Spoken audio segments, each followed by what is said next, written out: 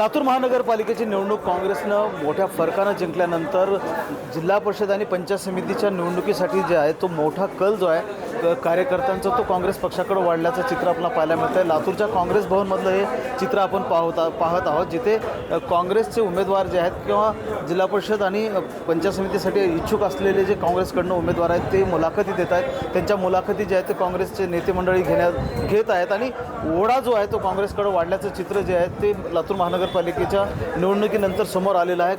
खासदार डॉक्टर शिवाजीराव काळगे आपल्यासोबत आहेत, त्यांच्याकडनं जाणून घ्या किती इफेक्ट पडतो जिल्हा परिषदेच्या निवडणुकीवर महानगरपालिकेच्या यशाचा। आज तुम्ही बघताय आम्ही मुलाखती आज घेत आहोत जिल्हा परिषद आणि पंचायत समितीच्या इच्छुक उमेदवारांच्या, आणि प्रचंड मोठ्या प्रमाणात कार्यकर्त्यांचा उत्साह आम्हाला इथं दिसून येत आहे। या 59 जागेसाठी जवळपास 451 लोकांनी अर्ज केलेले आहेत, आमच्या मागणीसाठी अर्ज केलेले आहेत, आणि खूप मोठ्या प्रमाणात अतिशय उत्साहामध्ये कार्यकर्ते आमच्याकडे मागणी करत आहेत। मागच्या जिल्हा परिषदेचं चित्र बघितलं आपण तर पूर्णपणे भाजपच्या हाती ही सत्ता होती आणि पंचायत समित्या देखील जवळपास बहुतांश ज्या पंचायत समिती आहेत त्या भाजपाकडे होत्या। यावेळेला खेचून आणण्यासाठी म्हणून काय नवीन आपण अजेंडा घेऊन लोकांसमोर जातो?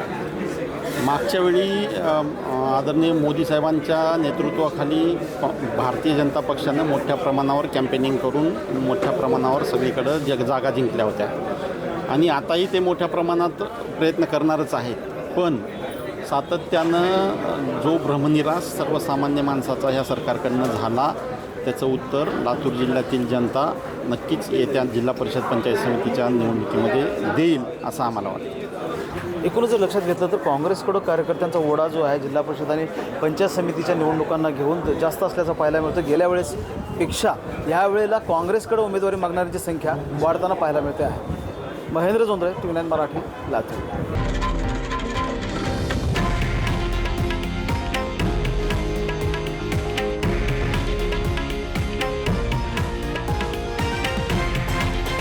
हे आहे देशातील नंबर 1 न्यूज नेटवर्क आणि आपण पाहत आहात TV9 मराठी, एकमेव।